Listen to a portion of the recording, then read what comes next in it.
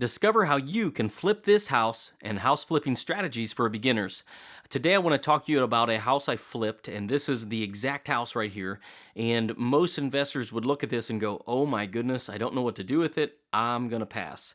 And so, in most markets, what can happen is you can buy this, fix it up, and retail it. You can wholesale it by signing it. You can wholesale it by doing a double close. Today, I'm going to show you how I took this house and how I did an unconventional wholesale flip and how I flipped this house for profit.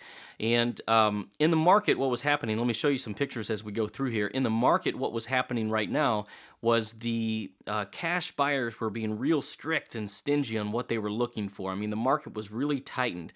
And so they were looking for better houses in better areas. And so these kind of houses that fit this mold were like, right? And so it wasn't a quick, easy wholesale for a signing or double close. So I did an unconventional wholesale flip. So this lady called me. She wanted $25,000 for this property right here. And from this property, I looked at it and I made her an offer of $5,200. And she was really offended. She said nope. And by the way, she was still living there. So it was pretty crazy. So about 2 months later, she called me and said, "If you can bring your offer up to $6,500, I'm going to move and I'll sell you this house." And I said, "All right, we'll go ahead and do it." So I used private money. I bought this house using private money. So it was nothing of my own money.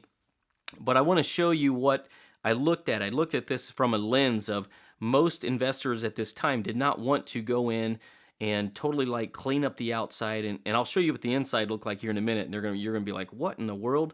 What kind of real estate investing is this?" Right, but this is how we make money. And so you'll see it's really overgrown. Let me show you.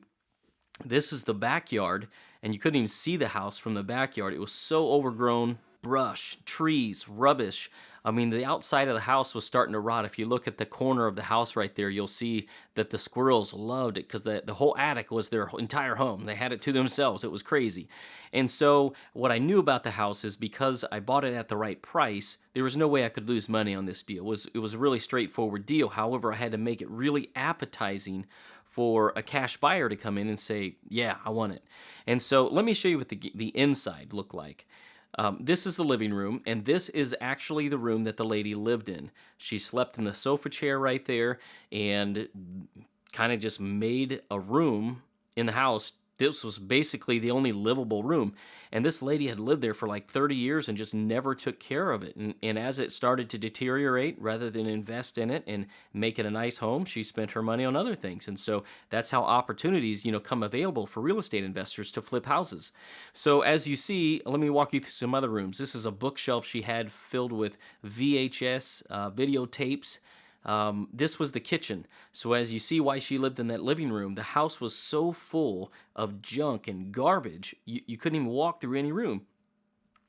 Here's another picture of the kitchen. You can tell at some point she used the kitchen for something, maybe to put water in a glass, or I don't know, but it was really, really gross in there. This is one of the bedrooms, and this is exactly how it was when I looked at it the first time. Furniture flipped upside down. You can see there's like old food on the floor, rubbish, garbage bags just open everywhere.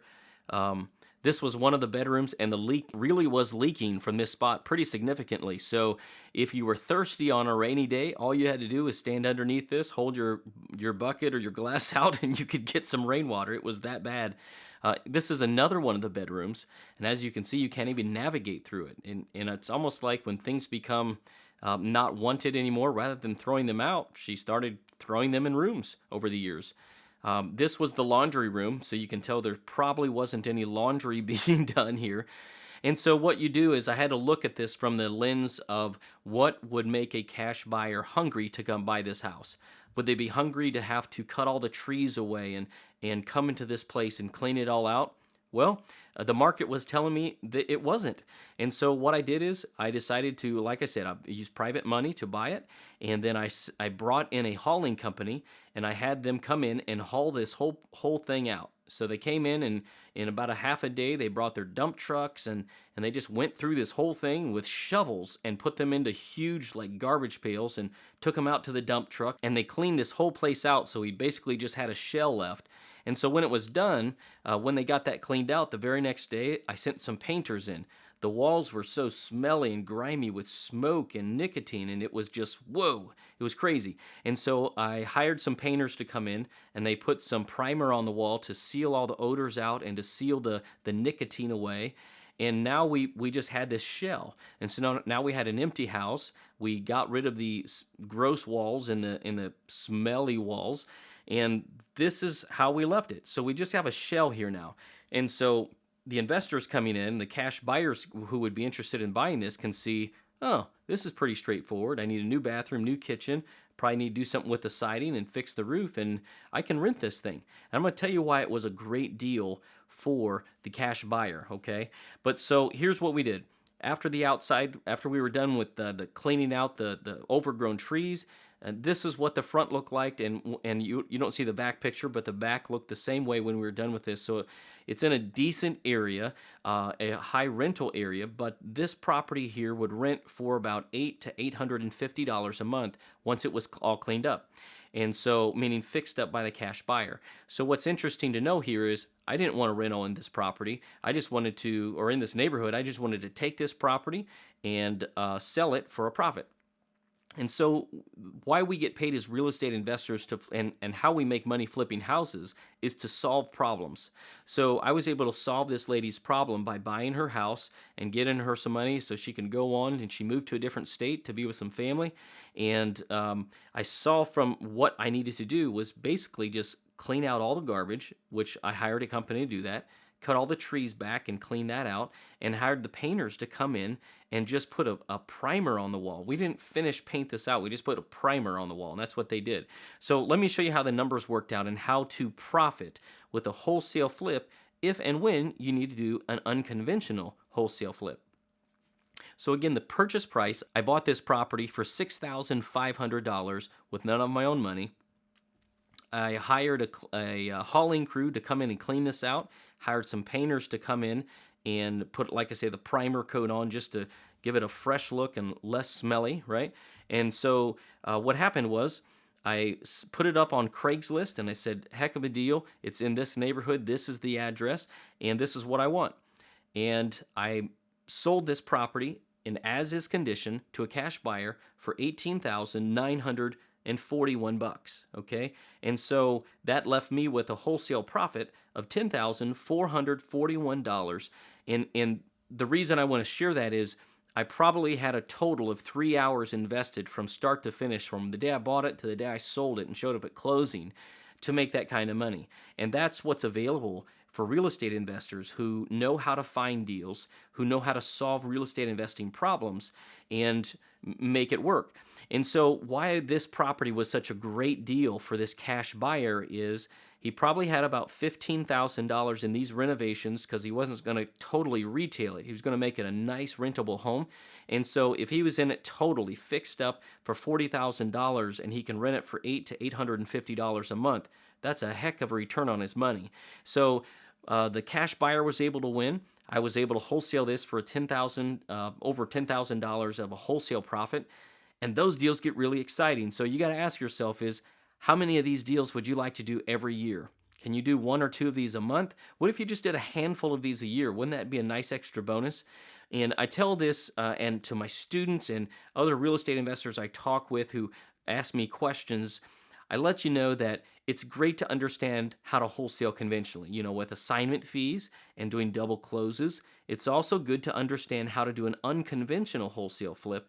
And then when you're more comfortable, if you want to move up to fixing and flipping to retail buyers, you can. If you want to move up to you keeping cash flow properties for yourself, you can. But the whole thing merges as a real estate investor when you know how to find deals just like this. And not by accident, I mean by being an expert at finding these deals. So it puts you in a power position. You can decide which exit strategy you want to use for profit. And one of the things I want to share with you today is I have a top-rated real estate investing podcast on iTunes, and it's absolutely free.